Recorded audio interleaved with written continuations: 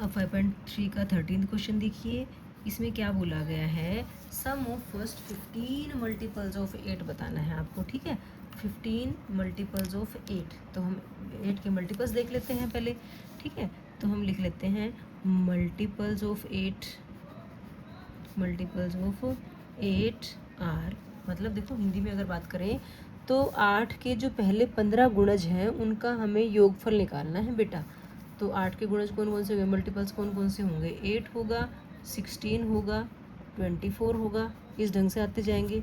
हमें कितने चाहिए, ये 15 चाहिए, ठीक है। पहले तो हम यहाँ से देख लेते हैं ये ए पी सीरीज बन रही है कि नहीं बन रही है, बन रही है, हमें पता 8 8 का डिफरेंस ही है, तो हम क्या लिख सकते हैं, this is an A P.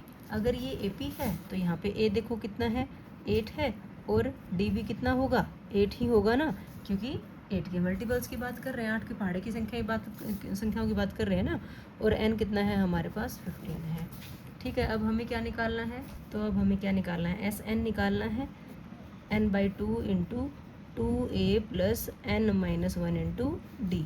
n की वैल्यू कितनी रखेंगे बेटा, 15 रखेंगे, क्योंकि 15 टर्म्स का सम निकालना है। ये 15/2 इंटू 2, a की वैल्यू 8, 15 - 2 होता है 14, और d कितना है 8, ठीक है बेटा। ये आ गया 15/2 इंटू 2 8 16, और 14 8 होता है 112, ठीक है। हिंदी में स्पीड ज़्यादा बनती है हमारी। ये कितना आएगा, 1 2 8 बनेगा, काट दो इसको, 2 6 12, 2 4 8, ये हमारे पास बना बेटा 15 इंटू 64। एक बार चेक कर लेती हूँ थोड़ा सा, फिर देखते हैं, ठीक है। कैलकुलेशन यहाँ तक, 15 4 60, और 15 6 90 प्लस 6 960, तो हमारे पास S15 आ गया बेटा 960, ठीक है। यही हमारे से पूछा गया था, तो ये हमारा आंसर आ गया।